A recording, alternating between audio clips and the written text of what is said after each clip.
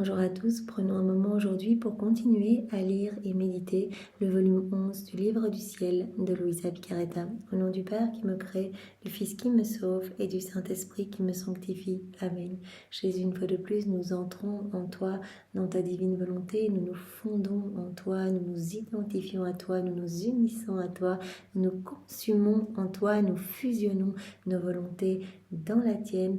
Et Jésus, nous t'invitons dans nos cœurs pour que tu t'y établisses, pour que tu t'y sentes bien, pour que tu y sois le roi, pour que tu fasses tout en nous jusqu'à nos derniers souffles. C'est ce que nous voulons, Seigneur, que nos actes ne soient plus des actes humains, mais que tout se fait par toi, ils soient divins, éternels, remplis de l'infini, parfait. Ces actes t'amenant une gloire parfaite, un amour parfait, une adoration parfaite, des contentements célestes. Oui, Seigneur, viens continuer ta vie en nous, sers-toi de nos corps comme l'humanité de surcroît pour toi, viens et utilise nos yeux pour regarder, nos bouches pour parler, nos oreilles pour écouter, nos mains pour travailler, viens marcher à travers nos pas, viens faire palpiter nos cœurs, viens faire circuler nos sangs, viens tout faire en nous, que tout soit fait par toi, que tout soit fait pour toi et que tout soit fait immergé en toi, dans ta divine volonté, Seigneur.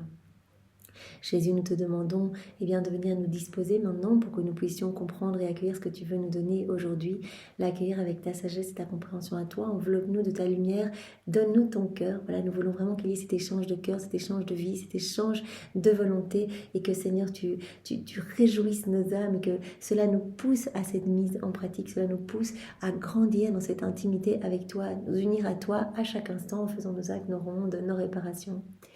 Alors envoie sur chacun de nous ton Esprit Saint, Seigneur. Viens, Esprit Saint, viens, par la puissante intercession du cœur immaculé de Marie, ton épouse bien-aimée. Viens, Esprit Saint, viens, par la puissante intercession du cœur immaculé de Marie, ton épouse bien-aimée. Viens, Esprit d'amour, Esprit de feu, Esprit de force, Esprit de joie, Esprit de sainteté, Esprit de lumière. Nous avons besoin de toi. Comment pourrions-nous comprendre ces vérités venues du ciel sans toi? Voilà, nous ne savons pas prier, alors viens.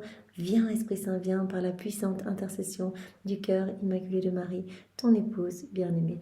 Et maman chérie, bien sûr, comme tous les jours, nous nous glissons dans tes bras, nous restons sur tes genoux et nous voulons tout faire sous ton regard maternel. Nous entrelaçons tous nos actes au tien.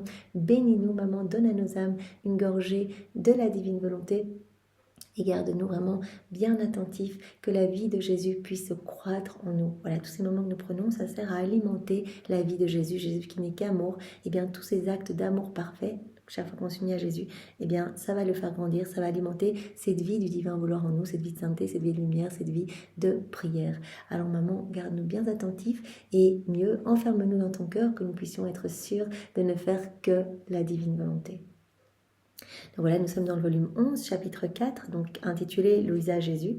On a vu hier différents passages qui avaient trait au rôle d'âme victime de Louisa. Alors Jésus disait à Louisa, je veux que tu sois une âme victime paisible et joyeuse, comme moi je l'ai été. Je veux que tu ne te regardes pas toi-même, mais que tu ne penses qu'à me consoler, qu'à m'aimer. Tu dois être comme moi, comme une hostie, comme un petit agneau en fait qui attend et chaque petit bêlement que tu vas faire, en fait, ce sont tes prières qui vont me consoler, qui vont me rafraîchir, qui vont m'abreuver. Donc je veux que tu sois une âme victime paisible et joyeuse, donc que tu ne te plaignes pas et que tu sois dans la confiance totale. Alors Jésus nous avait parlé donc, de ce rôle d'âme victime. Devenir âme victime, c'est comme recevoir un second baptême, un baptême de feu. Vous vous rappelez, on avait vu cet exemple, ce passage où le Père G s'offrait comme âme victime et Jésus l'a accepté en disant, mais ça c'est la mission des missions, c'est l'apostolat des apostolats, c'est super important, je t'élève au rang de ma vie. Et donc je vais te partager en fait, je vais te partager mes souffrances et je veux t'associer au fait de purifier l'intérieur de l'homme avec moi. Jésus nous a parlé, les 30 premières années de sa vie, ça a servi vraiment à refaire tout l'intérieur de l'homme. Voilà ce que Jésus dit, ce qu'on voit à l'extérieur, la méchanceté de l'homme, etc. Eh bien, ce n'est que la pointe de l'iceberg, il y a tout son intérieur, que j'ai refait tout au long de ma vie. Et donc, il va associer ce prêtre, ce Père G, à toutes ces réparations. Alors Jésus, a dit, c'est vraiment un second baptême, c'est un baptême de feu, on est purifié à notre baptême par l'eau, mais on n'est pas nettoyé de mauvaises tendances, de mauvaises passions. Donc on peut imaginer un adulte qui se baptise, c'est pas pour ça qu'il va être directement purifié de ses mauvais comportements.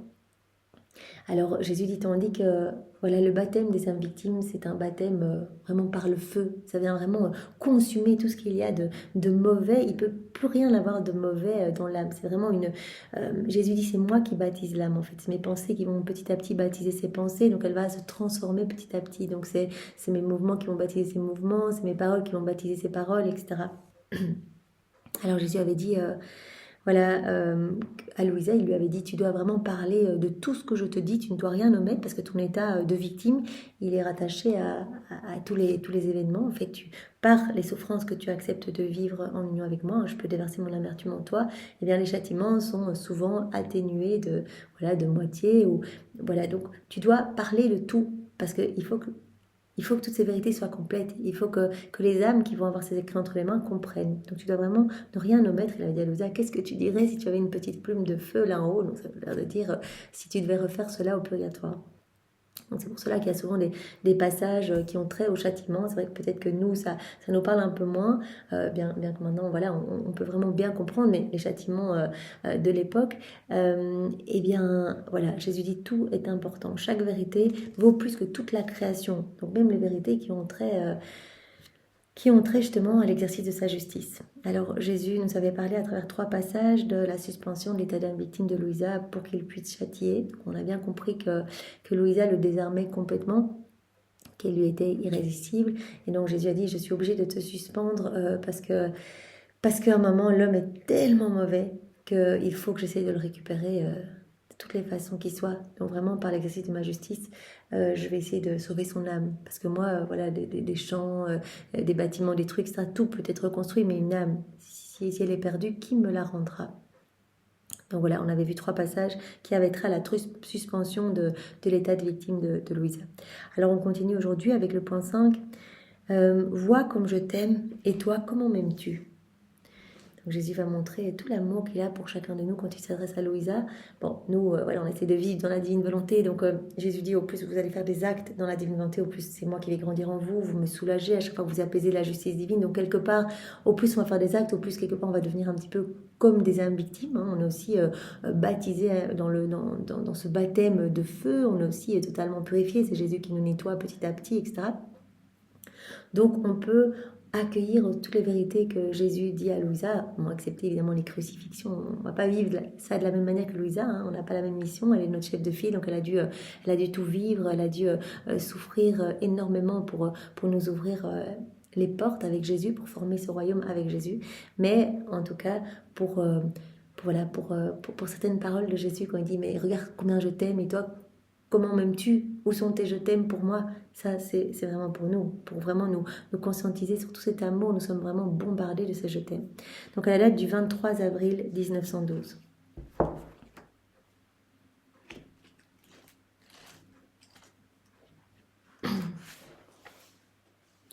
Ma fille, mon amour pour les créatures est grand. Vois la lumière du soleil. Si tu pouvais en extraire les atomes, de chacun tu entendrais ma voix mélodieuse te dire « Je t'aime, je t'aime, je t'aime ». Tu ne pourrais compter ces « je t'aime ». Tu serais noyé dans l'amour. Je te dis « Je t'aime, je t'aime, je t'aime » dans la lumière qui remplit tes yeux. Je t'aime dans l'air que tu respires. Je t'aime dans le sifflement du vent qui berce ton ouïe. Je t'aime dans la chaleur ou le froid ressenti par ton toucher. Je t'aime dans le sang qui coule dans tes veines. Je t'aime dans nos battements de cœur, je t'aime dans la chaleur du feu, dans la substance et la consistance des aliments, la saveur des aliments, dans tout, Jésus nous dit qu'il nous aime. Mes battements de cœur disent je t'aime à tes battements de cœur. Je te dis je t'aime à chaque pensée de ton esprit. Je t'aime à chaque geste de tes mains. Je t'aime à chaque pas de tes pieds. Je t'aime à chaque mot que tu prononces. On reçoit tous cette impulsion divine pour faire nos actes. D'ailleurs, Jésus nous avait dit, on sait exactement le nombre d'actes que l'âme doit faire, en fait, durant sa vie. Donc, on reçoit comme ces impulsions divines. Et puis après, on a notre liberté pour utiliser cette impulsion pour faire le bien, pour faire le mal, pour nous unir à Jésus. Et à ce moment-là, nos actes deviennent divins. Ou alors, pour se déconnecter de Jésus, agir dans nos volontés propres et rendre nos âmes ténèbres. Donc, tout nous dit, je t'aime. Tout, le fait qu'on soit en vie, c'est Jésus qui nous maintient par son souffle. Le fait qu'on marche sur la terre, c'est parce que Jésus dit, moi je soutiens la terre sous vos pas. Tout, dans le vent, les paroles que tu prononces, si tu peux parler, je te dis je t'aime, dans tes clignements d'yeux, tout te dit je t'aime. Je t'aime à chaque mot que tu prononces. Rien n'arrive à l'intérieur ou à l'extérieur de toi sans un acte de mon amour envers toi. Un je t'aime n'attend pas l'autre, et tes je t'aime à toi, combien y en a-t-il pour moi? Je suis restée confuse et abasourdie intérieurement et extérieurement sous cette avalanche de je t'aime de mon Jésus, alors que mes je t'aime pour lui sont si rares. Et j'ai dit, oh mon Jésus amoureux, qui pourrait se comparer à toi? J'arrivais à peine à balbutier quelques mots comparativement à ce que Jésus me faisait comprendre. Voilà, donc on est bombardé de je t'aime, et c'est pour cela que dans la divine volonté, Jésus dit, mais en fait, il y a tellement peu d'âmes qui répondent à notre amour, tellement peu en fait. Si on voyait tous ces je t'aime pour nous partout, on en mourrait de joie. Donc Jésus dit, eh bien moi j'attends des âmes vivant dans ma volonté qui vont pouvoir répondre à cet amour. C'est ça les rondes. On étend notre règne, donc Dieu étend son règne en Jésus, Jésus étend son règne en nous, son royaume en nous, en étendant sa vie en nous, et nous on étend notre règne dans la création parce qu'il veut tout nous donner. Donc dès qu'on met nos je t'aime, on devient propriétaire des choses et on répond à cet amour. On dit par nos je t'aime, par exemple quand on met nos je t'aime dans le soleil, sur ses rayons, chaque molécule d'air, chaque grain de sable, chaque grain de poussière, etc. On dit, je vois ton amour et j'y réponds au nom de tous. Quand on le fait dans la divine volonté, on le fait au nom de toutes les générations humaines. Donc nous sommes vraiment appelés à répondre à cet amour. Les âmes vivantes dans la divine volonté, elles calment la colère divine, elles calment la justice divine parce qu'elles répondent à cet amour. Elles voient cet amour, même si voilà, on ne le voit pas, mais les sens s'ouvrent quand même.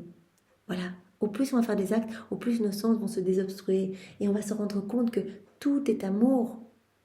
On verra un oiseau qui passe, on sera là, oh, merci Jésus, moi aussi je t'aime, petit écureuil, oh mais comme c'est beau ta création Seigneur, je t'aime. Voilà, on sera poussé à aimer. Au plus on avance dans la divine volonté, au plus on va ressentir cet amour. C'est pour cela qu'on sent cette joie grandir en nous, on se sent aimé à chaque instant. Voilà, si Adam a péché, c'est qu'il a oublié que Dieu l'aimait. Hein? Donc restons vraiment attentifs à tout cet amour pour nous qui nous bombarde, chacune de nos respirations, chacun de nos battements de cœur.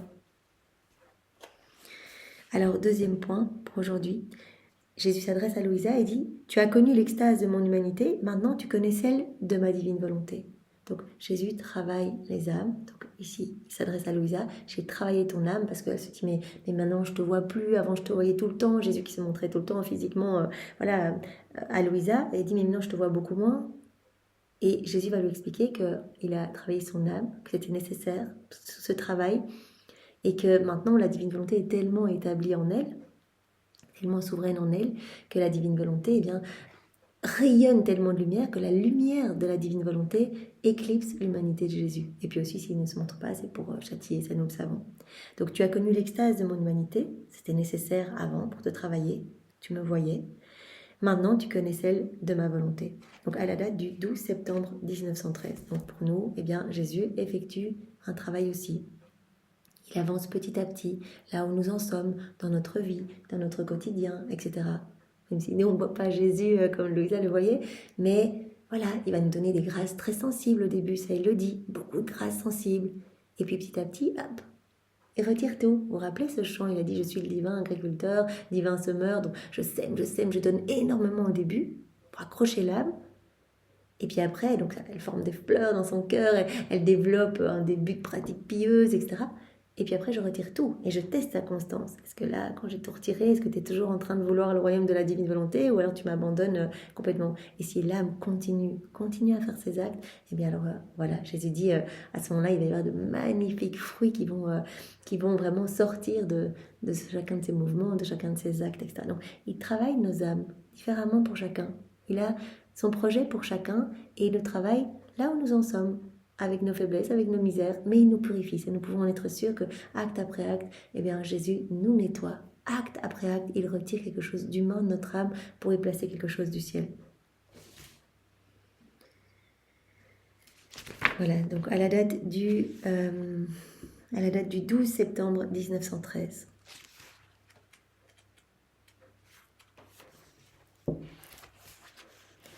Je pensais au fait que mon Jésus béni a changé les choses. Maintenant, quand il me quitte, je ne reste plus pétrifiée comme avant. Donc elle dit, il y a des changements, maintenant je te vois moins. En plus, maintenant, je suis plus pétrifiée comme c'était le cas avant.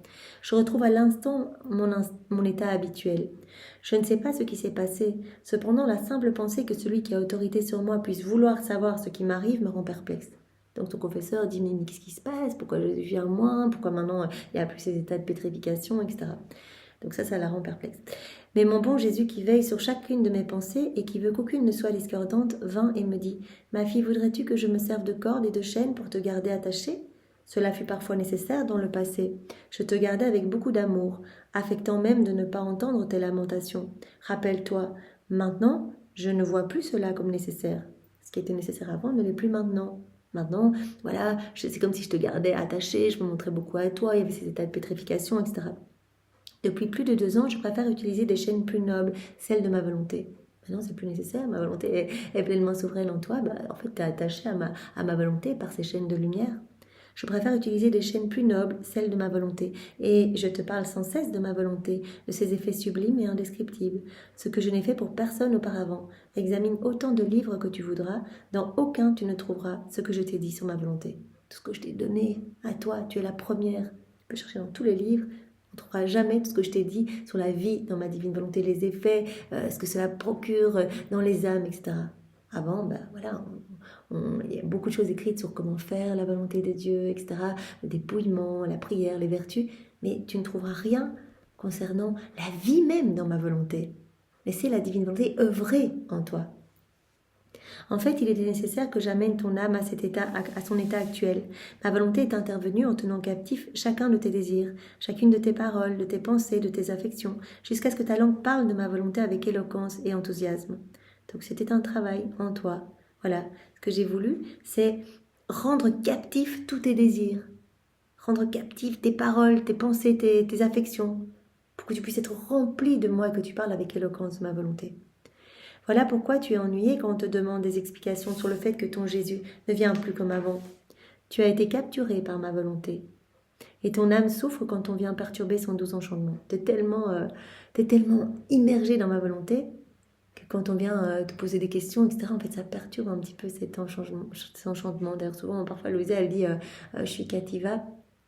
Et Jésus dit eh bien, ma petite Cativa, et enfin, un jeu de mots, tu as captivé ma volonté, tu as captivé la substance même de mon être. Je lui dis, Jésus, que dis-tu? Laisse-moi, c'est ma méchanceté qui m'a réduite à cet état. C'est-à-dire que tu ne viennes plus, que je ne vive plus ces états de pétrification. Jésus sourit, et en me pressant davantage sur lui, il me dit, il m'est impossible de partir, car je ne peux pas me séparer de ma volonté. Si tu as ma volonté, je dois être avec toi. Ma volonté et moi sommes un, pas deux. Tu as ma volonté en toi, et donc, je ne peux pas me séparer de toi. Ma volonté, c'est moi. Voilà, Jésus parlait dans le volume 19 de la bilocation de sa volonté.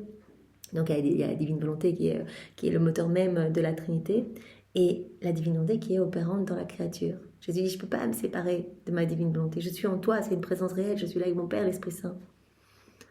Quel mal as-tu fait? Examinons la situation. Quel mal as-tu fait?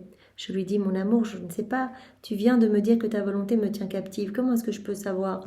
Jésus reprit, ah, tu ne le sais pas? Je répliquai, mais je ne peux pas le savoir, parce que tu me gardes toujours dans les hauteurs et que tu ne me laisses pas le temps de penser à moi-même. Ça, c'est déjà, voilà, quand on vit dans la divine volonté, Jésus nous garde dans les hauteurs, nous garde avec lui. On ne se regarde plus soi-même, plus de perte de temps, plus de recherche d'intérêt personnel, on ne regarde que Jésus. Il nous élève petit à petit, il nous spiritualise, il nous divinise. On est dans cette sainte indifférence par rapport aux choses de la terre, aux choses du monde. Donc elle dit, moi je ne sais pas, mais quel mal as-tu fait? Je ne sais pas. Elle dit, je ne pense jamais à moi. Tu me gardes tout le temps dans les hauteurs. Je ne me regarde jamais moi-même. Dès que j'essaie de penser à moi-même, tu me grondes, soit sévèrement, jusqu'à me dire que je devrais avoir honte de faire cela, soit amoureusement, en m'attirant vers toi, avec une force telle que j'oublie tout sur moi. Comment donc puis-je le savoir? Je ne peux pas savoir parce que je ne me regarde jamais. Je dis, mais quel mal tu as fait? Examinons la situation. Pourquoi tu t'inquiètes comme ça? Quel mal as-tu fait? Je ne sais pas, je ne me regarde jamais. Jésus reprit, si tu ne peux pas y arriver, c'est que c'est comme ça que je le veux. Ma volonté veut occuper toute la place en toi. Autrement, elle se sentirait privée de quelque chose qui lui revient. Ma volonté veut prendre toute la place en toi. Ne peut pas que tu commences à regarder à droite, à gauche, à t'examiner, etc. C'est comme ça que je le veux. Que tu ne puisses même pas voir ce qui se passe dans ton âme. C'est ainsi qu'elle veille à t'empêcher de penser à toi, sachant que quand elle tient lieu de tout pour une personne, il ne peut se trouver de mal en elle. De toute façon, comme ma divine volonté est souveraine dans une âme, il ne peut pas y avoir de mal dans cette âme. Donc, ça, Jésus nous invite, à travers Louisa, à ne pas nous regarder nous-mêmes. On doit même lâcher la recherche des vertus, l'examen scrupuleux de nos péchés, etc. Jésus dit, arrête de te regarder, c'est une perte de temps, fais tes actes. Unis-toi à moi et quand la divine volonté est souveraine dans une âme, il ne peut plus rester quelque chose de mauvais dans cette âme. Je la purifie et je lui fais atteindre eh bien, ma sainteté divine, ma ressemblance. Je la fais grandir à ma ressemblance. Je veille jalousement sur toi, ne t'inquiète pas. Je lui dis, Jésus, tu te moques de moi. Il me répondit, ma fille, il faut que je te fasse comprendre comment sont les choses. Écoute, pour t'aider à atteindre ces connaissances si nobles et divines sur ma volonté, je me conduis avec toi comme si nous étions deux amoureux qui s'aiment à la folie. En premier lieu, je t'ai donné l'extase de mon humanité, pour que connaissant qui je suis, tu m'aimes, et pour gagner ton amour totalement, je me suis servi de stratagèmes d'amour. Tu t'en souviens certainement, il n'est pas nécessaire que je te dresse la liste. Donc Jésus dit, au début, j'ai agi comme deux amoureux le feraient. Je t'ai fait connaître l'extase de mon humanité, je me montrais tout le temps, etc. pour que tu m'aimes, pour gagner ton amour totalement. Je me suis servi de stratagèmes d'amour, etc. En second lieu, tu as été prise par ma volonté. Comme tu ne pouvais plus être sans moi, il était nécessaire que l'extase de ma volonté prenne la relève de l'extase de mon humanité. Mais non, tu as ma divine volonté qui est pleinement en toi. Donc tu es passé de l'extase de mon humanité, me voir, à l'extase de ma volonté. Tout ce que j'ai fait auparavant, c'était pour te disposer à l'extase de ma volonté. Voilà. Tout ce travail, tu dois me faire confiance. Moi, je sais exactement comment je travaille les âmes. Eh bien, tout ce travail, c'était pour t'amener à vivre pleinement dans ma divine volonté. Connaître cette extase de ma volonté. Surpris, je lui dis, que dis-tu, ô Jésus? Ta volonté est une extase? Il répondit, oui, ma volonté est une extase parfaite. Et tu arrêtes cette extase quand tu penses à toi-même. Et que tu penses à toi-même, tu arrêtes cette extase. Tu arrêtes cet enchantement. Mais je ne te laisse pas gagner. De grands châtiments viendront prochainement, même si tu n'y crois pas. Toi et celui qui te dirige, vous croirez quand vous verrez. Il est nécessaire que l'extase de mon humanité soit interrompue. Bien que pas complètement, je laisserai le doux enchantement de ma volonté t'envahir, de sorte que tu souffriras moins quand tu verras les châtiments. Donc c'est nécessaire que tu ne vois plus trop mon humanité, pour laisser vraiment l'extase de ma volonté t'envahir. Et le fait que je ne me montre pas aussi, c'est... Je vais exercer ma justice, donc il va y avoir des châtiments, tu le verras avec ton confesseur. Voilà, et je laisserai vraiment l'enchantement de ma volonté t'envahir, de sorte que tu ne souffres pas trop, en fait, quand tu verras les châtiments, que tu ne souffres pas trop. Donc voilà, Jésus travaille nos âmes, chacun là où nous en sommes, petit à petit, jour après jour, acte après acte. C'est pour cela que Jésus nous appelle à la constance. Il est en train de nous travailler, en train de tisser ce filet de lumière autour de nos âmes, en train de retirer ce qu'il y a de mauvais. Chaque acte nous embellit, chaque acte nous rapproche de Jésus, chaque acte nous fait l'aimer davantage, chaque acte lui permet de nous attacher plus serré à son cœur avec ses liens de lumière, ses liens de paternité. Donc vraiment, soyons dans la confiance et dans l'abandon complet. Alors, on va voir différents points maintenant. Voilà. Rafraîchis-moi. Donc, on va voir différents points. Rafraîchis-moi, ne pense qu'à moi, soulage-moi, pleure avec moi et abandonne-toi à moi. Donc, premier point ici, rafraîchis-moi. À la date du 19 juillet 1912.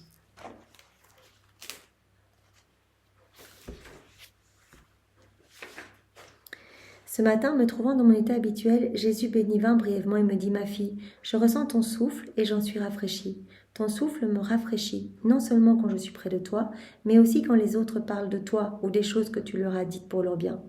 Ton souffle me rafraîchit quand tu es près de moi, que tu me consoles aussi, mais quand les autres parlent aussi de ce que je t'ai donné comme vérité, toi tu en as parlé, quand les autres se remémorent ça, etc., eh bien, je sens encore ton souffle qui me rafraîchit, non seulement le leur, mais le tien aussi. Voilà, c'est pour cela que Jésus a dit à Loza, quand les âmes méditent les heures de la passion, en fait, voilà, je te glorifie davantage. Je sens que c'est grâce à toi, en fait, que c'est grâce à toi et moi, le travail qu'on a fait ensemble, que ces âmes peuvent vraiment m'apporter ces petits mets délicieux, ces douces petites friandises, comme Jésus disait au début de ce volume. Voilà, quand les autres parlent de toi ou des choses que tu leur as dites pour leur bien, eh bien, je sens aussi ton souffle me rafraîchir. À travers eux, je sens ton souffle. Je m'en trouve heureux et je dis, ma fille m'envoie son rafraîchissement aussi à travers d'autres, parce que si elle n'avait pas été attentive à m'écouter, elle n'aurait pas pu faire ce bien aux autres. Donc cela provient d'elle.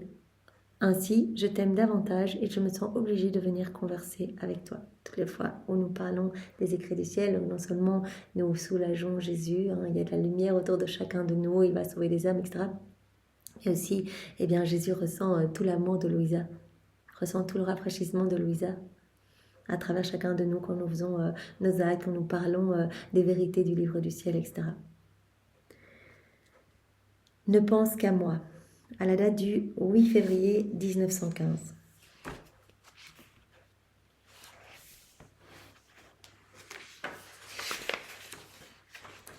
Je continue d'être très affligée à cause de la manière dont Jésus me traite. Cependant, je me résigne à sa très sainte volonté. Comme je me plaignais de ses privations et de son silence, il me dit « Ce n'est pas le temps de penser à cela. » Il se plaint souvent de ne pas voir Jésus et de son silence. Ce n'est pas le temps de penser à cela.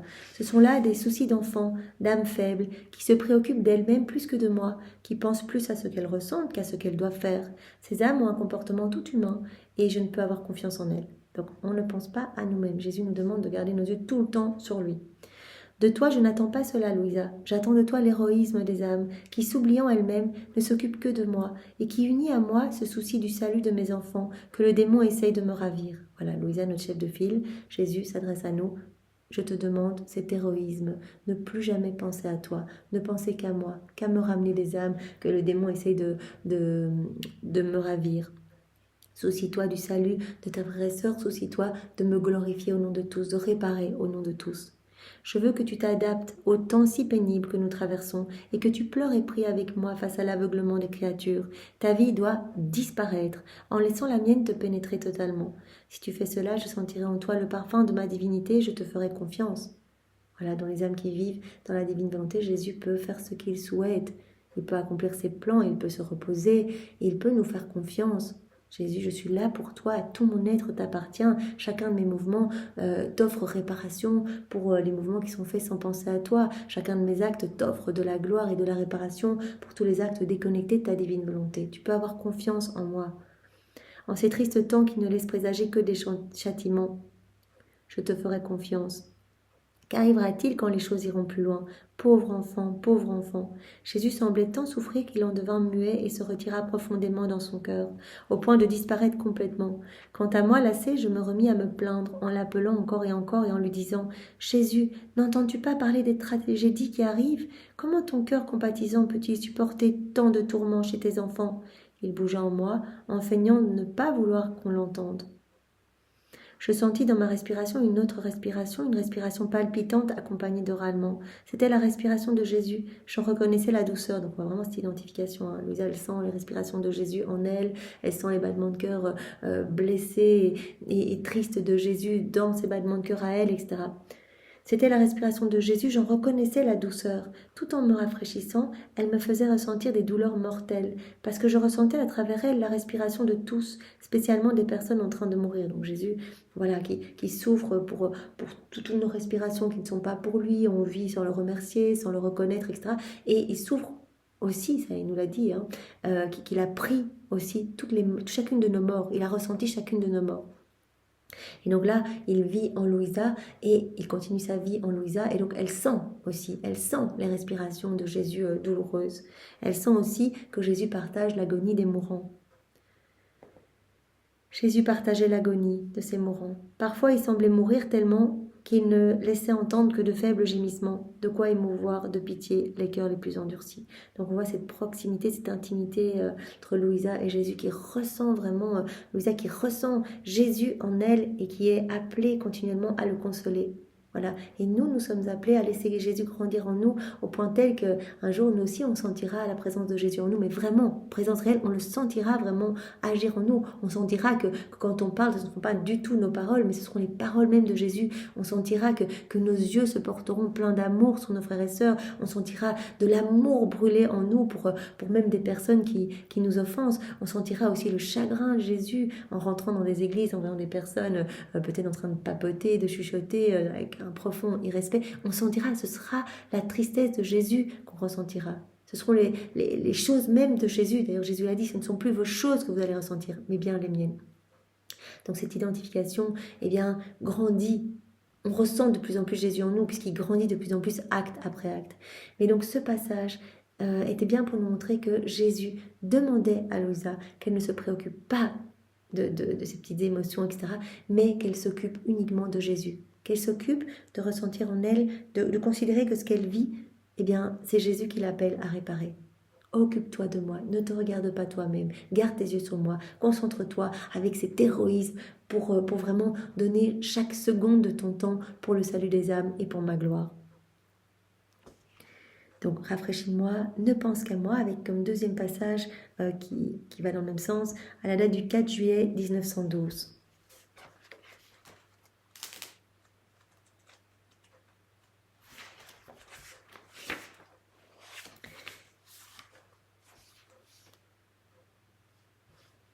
Chaque pensée centrée sur tout, sur soi, y compris sur les vertus, c'est un gain pour soi-même. Hein, on avait vu qu'on tissait un espèce de filet de ténèbres, en fait, chaque fois qu'on pense à nous-mêmes. Même si on pense aux vertus, comment je pourrais essayer de... Voilà, on tisse quand même ce filet. C'est un gain pour nous-mêmes. Et ça éloigne de la vie divine. Tandis que quand on pense à Jésus, Jésus dit, eh bien, c'est un filet de lumière qui se tisse autour de votre âme, de plus en plus épais, qui vous donne joie, qui vous donne force, qui vous donne voilà, espérance, etc. Chaque pensée centrée sur soi, y compris sur les vertus, est un gain pour soi-même et éloigne de la vie divine. Tandis que si l'âme ne pense qu'à moi et à ce qui me regarde, elle prend en elle la vie divine, et ce faisant, elle échappe à l'humain et elle acquiert tous les biens possibles. En ne pensant qu'à moi, eh bien, elle va me faire grandir en elle, c'est ma vie qui va grandir en elle. Et elle va posséder ma vie, elle va posséder ma divine volonté comme vie, ma divine volonté étant la source de tous les biens, de tous les bienfaits, de tous les bonheurs, de toutes les joies. Donc elle aura tout. Si elle garde les yeux sur moi, c'est ma vie qui va se former en elle et elle possédera absolument tout. Elle sera propriétaire de tout. Nous sommes-nous bien compris? Alors, un autre point, soulage-moi, à la date du 3 avril 1915.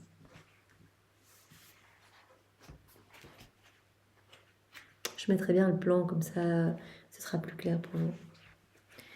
Mon toujours aimable Jésus continue de venir de temps à autre, mais sans changer d'avis au sujet des châtiments. Si parfois il tarde à venir, il se montre sous une apparence à faire pleurer de pitié. Alors il m'attire vers lui et me transforme en lui-même. Vous voyez, nouveau, cette identification. Puis il entre en moi et se transforme en moi-même. C'est vraiment le rien qui se perd dans le tout et le tout qui s'enclôt dans le néant. Il me demande d'embrasser ses plaies une à une, en les adorant et en faisant réparation. Nous aussi, nous pouvons le faire. Là, on ferme les yeux, et on les garde ouverts, peu importe, mais voilà, on parcourt toutes les plaies de Jésus. On les embrasse, on embrasse les mains crucifiées de Jésus, les plaies des mains de Jésus, et on répare pour tous les actes mauvais des créatures, les actes déconnectés de sa volonté. On embrasse les yeux de Jésus, on répare pour tous les regards mauvais, on pose nos je t'aime sur les lèvres de Jésus, on répare pour toutes les paroles, paroles mauvaises, les paroles teintées d'orgueil, tout ce que l'homme fait de mal avec sa bouche. On peut poser nos je t'aime avec sa volonté sur ses oreilles, on peut réparer pour toutes les fois on a fait écouter des conversations qui nous éloignaient de Jésus. Pour toutes les personnes dans la même situation, pour embrasser voilà toutes les plaies de la tête de Jésus, mettre nos je t'aime sur chaque piqûre, enfin chaque trou qu'il a reçu avec ses épines, sur chaque goutte de sang également. On peut retirer cette couronne d'épines et la placer sur notre tête pour vraiment dire Jésus, je veux être identifié à toi, et placer sur la tête de Jésus une couronne d'amour, une couronne de gloire. Voilà, on peut le faire, on peut parcourir cela. D'ailleurs, le père Pablo Martin, voilà, il y a cette petite prière. On dit Jésus, avec une profonde tristesse, j'embrasse les saintes plaies de tes pieds, que chacun de mes pas aujourd'hui soit un milliard d'actes d'amour pour toi, etc. Donc il parcourt également les plaies de Jésus. On voit que Louisa, c'est ce qu'elle fait, et elle le fait tout le temps dans les heures de la Passion. Elle est près de Jésus et elle met ses je t'aime partout, où elle unit ses mains à celles de Jésus, elle unit son cœur à celui de Jésus pour que son cœur soit sanctifié et que tous les cœurs de ses frères et sœurs, parce qu'elle le fait au nom de tous, eh bien, puissent palpiter d'amour pour Dieu, etc. Donc voilà, elle amène du soulagement, de la réparation et de l'amour à Jésus.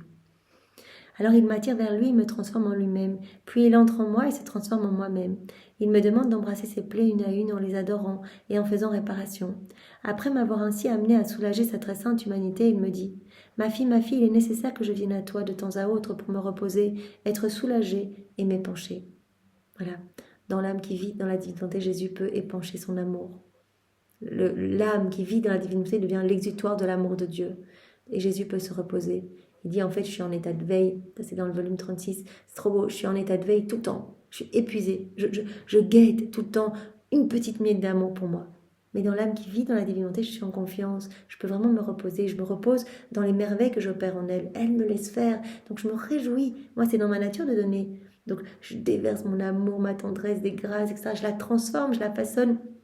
Et je me repose dans ce que je fais en elle. Chaque acte qu'on fait dans la divine volonté, c'est Jésus qui le fait en nous. Il prononce son fiat créateur sur notre âme. Donc il y a de nouvelles créations en nous et Jésus se repose dans ces créations. Donc je me repose en toi, ma fille. Je suis soulagée par toutes tes réparations. Je peux épancher mon amour. Autrement, je ferai en sorte que le monde soit dévoré par le feu si je ne pouvais pas venir épancher mon amour en toi et me reposer dans ton cœur. Et sans me laisser le temps de dire un mot, il disparaît. Donc soulage-moi. Voilà, soulage-moi. L'âme qui vit dans la divinité, elle apaise Jésus. Elle le soulage. Elle le rafraîchit. Elle ne pense qu'à lui. Alors, un autre point, pleure avec moi, à la date du 18 octobre 1912.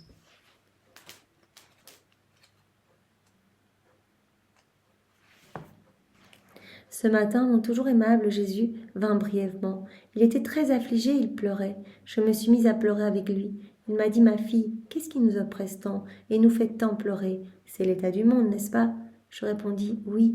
Il reprit, c'est pour une raison sainte et sans intérêt personnel que nous pleurons. L'âme qui vit dans la divine volonté ne recherche plus d'intérêt personnel. Louisa, elle n'est pas en train de pleurer avec Jésus pour elle-même. Elle pleure sur l'état du monde, elle pleure sur les souffrances de Jésus, elle pleure parce qu'elle voudrait le consoler, elle voudrait prendre sur elle plus de souffrances et elle ne sait pas comment faire parce qu'il la suspend de son état d'âme victime. C'est pour une raison sainte et sans intérêt personnel que nous pleurons. Cependant, qui considère cela? Tout au contraire, il rit de l'affliction que nous avons à cause d'eux.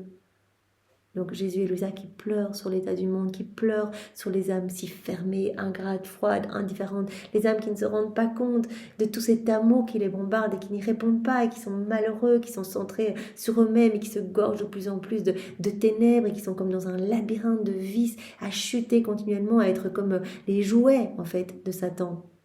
Satan peut faire ce qu'il veut des âmes qui ne sont pas connectées à Jésus.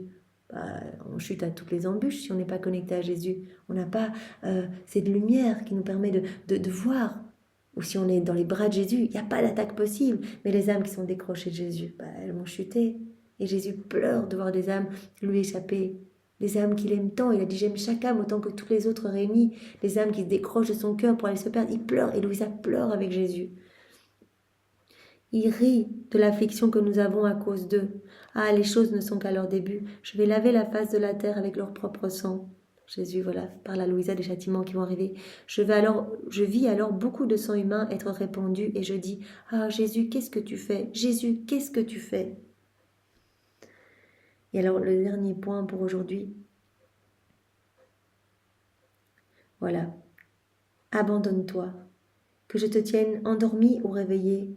Fais-moi confiance. Donc moi, je suis aux commandes dans ton âme. Tu dois complètement t'abandonner à ce que je veux pour toi. Et nous aussi, parfois, on essaie un petit peu de comprendre ce que Jésus opère en nous. On commence à trop se regarder. Mais si on se regarde, on n'est plus dans la divine volonté. On ne doit regarder que Jésus. Peu importe si pour nous, ça va peut-être plus doucement que pour d'autres personnes. En fait, le Seigneur sait. Il nous purifie. Il nous purifie tous. Mais là où nous en sommes. Donc, même si d'autres personnes ressentent des choses ou entendent les voix de Jésus, la voix de Marie, etc., et que nous, ça ne nous arrive pas, peu importe. On ne regarde que Jésus, on avance, on lui fait confiance. Lui, il sait exactement où est-ce qu'il veut nous mener, à cette sainteté parfaite, à cette sainteté divine, à cette plénitude de sainteté. Donc, abandonne-toi à mes plans, fais-moi confiance. À la date du 23 juillet 1912.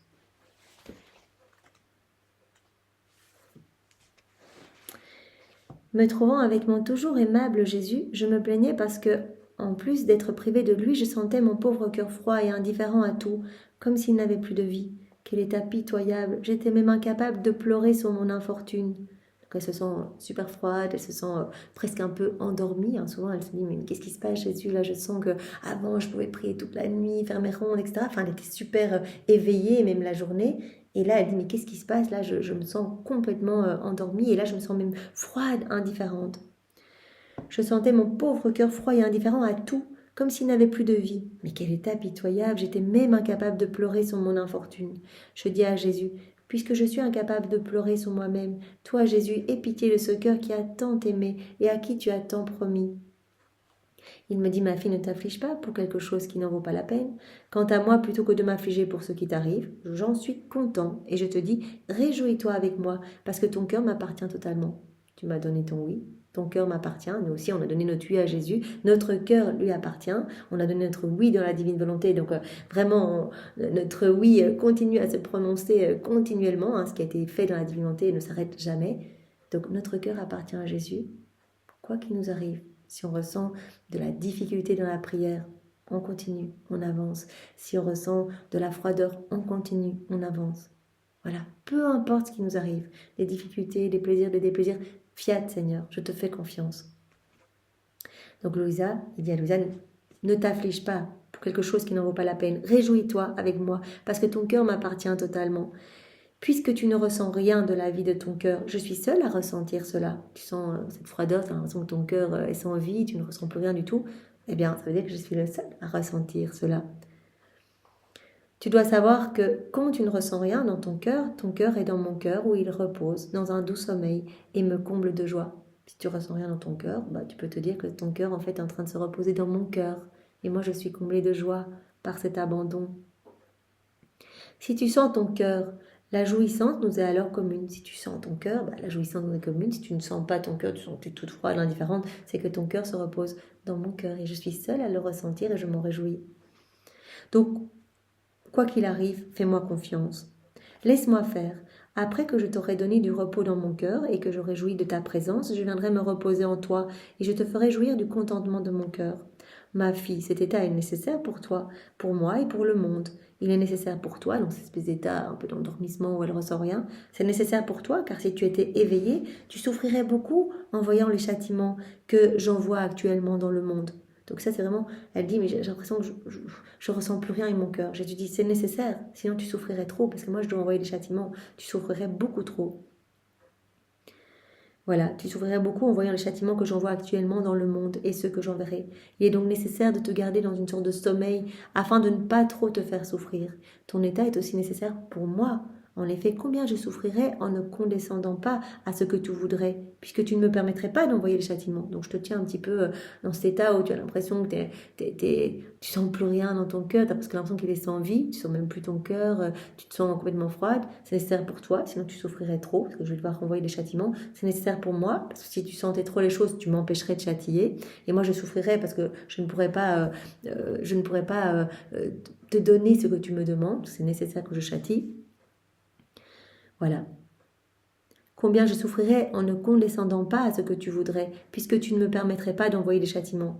En certains temps où il est nécessaire d'envoyer des châtiments, il peut être préférable de choisir des voies mitoyennes pour que tout soit moins difficile. Voilà, je te tiens, c'est moi qui te tiens dans cet état-là. Parce que comme ça, c'est moins douloureux pour toi. Je vais devoir exercer ma justice.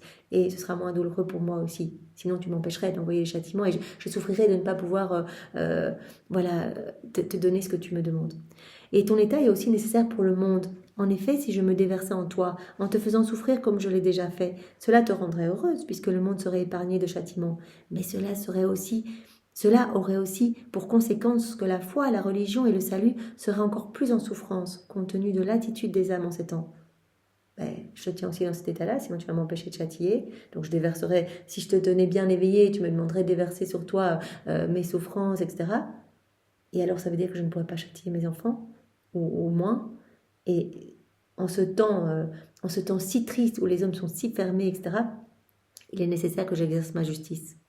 Cela aurait aussi pour conséquence que la foi, la religion, si je ne les châtiais pas, et le salut serait encore plus en souffrance, compte tenu de l'attitude des âmes en ces temps. Ma fille, laisse-moi faire, que je te garde éveillée ou endormie. Ne m'as-tu pas dit de faire de toi ce que je voulais? Voudrais-tu par hasard reprendre ta parole? Je dis à Jésus, jamais, oh mon Jésus, c'est plutôt que j'ai peur d'être devenue mauvaise, et que ce soit à cause de cela que je me sente dans cet état.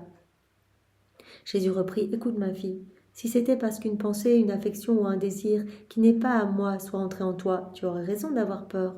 Mais si ce n'est pas le cas, c'est signe que je garde ton cœur en moi, ou que je le fais dormir, que je garde ton cœur en moi, ou je le fais dormir. Le temps viendra où je l'éveillerai, alors tu reprendras l'attitude d'avant, et comme tu seras reposé, tout sera plus grand. Voilà, donc je m'occupe de tout, tu ne dois te préoccuper de rien, continue, accueille tout comme venant de mes mains. Si je t'autorise dans ta vie pour quelque chose, c'est nécessaire pour toi, c'est nécessaire pour moi, et c'est nécessaire pour le monde, donc laisse-moi faire. Il ajouta, je fais des âmes de toutes sortes, des endormies par l'amour, des ignorantes de l'amour, des folles de l'amour, des érudites de l'amour. De tout cela, sais-tu ce qui m'intéresse le plus? Que tout soit amour. Tout le reste, tout ce qui n'est pas amour, ne mérite aucune attention. Voilà. Donc peu importe, toi tu es toute brûlante d'amour pour moi, eh bien peu importe que je te tienne endormie, les endormis de l'amour, ou les éveillés de l'amour, ou les folles de l'amour, peu importe, ce qui m'intéresse c'est l'amour. Donc accueille tout, moi je sais exactement ce que je fais et c'est nécessaire là que je te tienne dans cet état, nécessaire pour toi, pour moi et pour le monde. Voilà. Donc on a vu aujourd'hui différents points.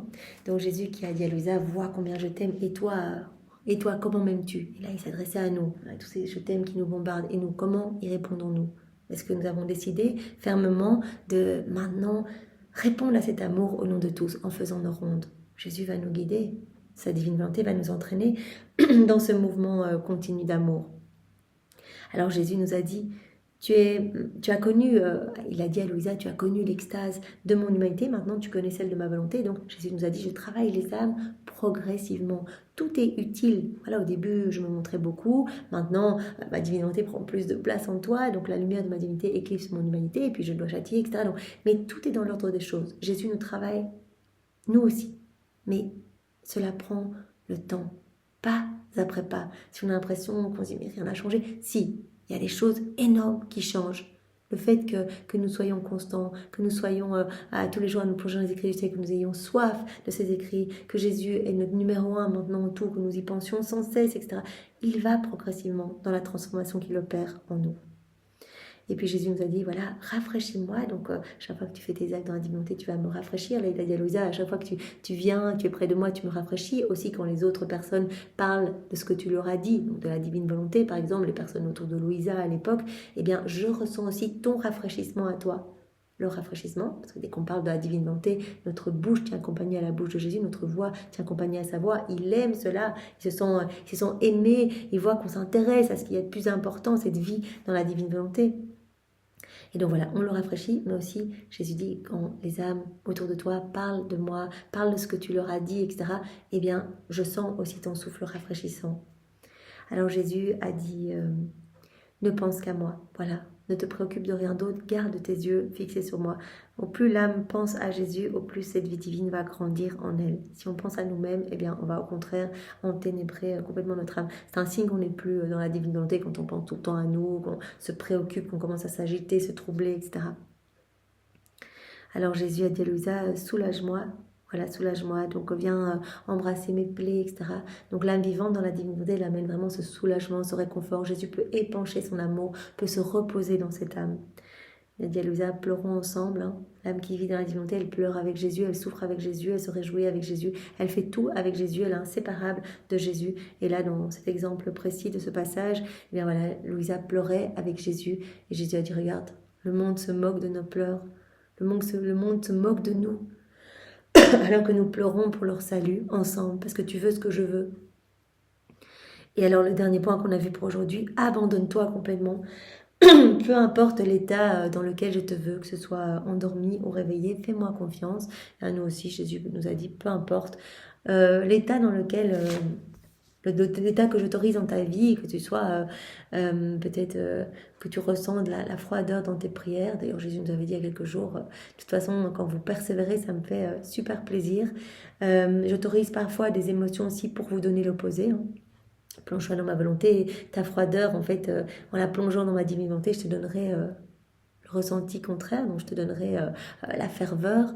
Et Jésus nous a dit également, de toute façon, voilà, si tu continues à prier en te sentant froide, par exemple, c'est comme un encens sans fumée, ce qui me fait davantage plaisir qu'un encens rempli de fumée et une prière pleine de ferveur, parce que la fumée pique toujours un petit peu les yeux. Donc voilà, merci Seigneur pour ces différents passages que tu nous as donnés aujourd'hui pour vraiment nous travailler davantage et nous donner cette soif de nous unir à toi. Sois béni Seigneur, et pour te remercier, nous t'offrons tes remerciements, nous t'offrons les remerciements de ta Sainte Mère, nous t'offrons toute sa vie, tous ses actes, nous t'offrons son cœur immaculé, sa maternité, ses paroles, ses regards. Nous t'offrons également l'amour de ton Père, l'amour de l'Esprit Saint, l'amour trinitaire, ton propre amour Jésus que tu as placé partout dans toute la création, ton amour que tu as placé partout dans l'œuvre de la rédemption et ton amour placé partout dans chaque sacrement, dans l'œuvre de la sanctification.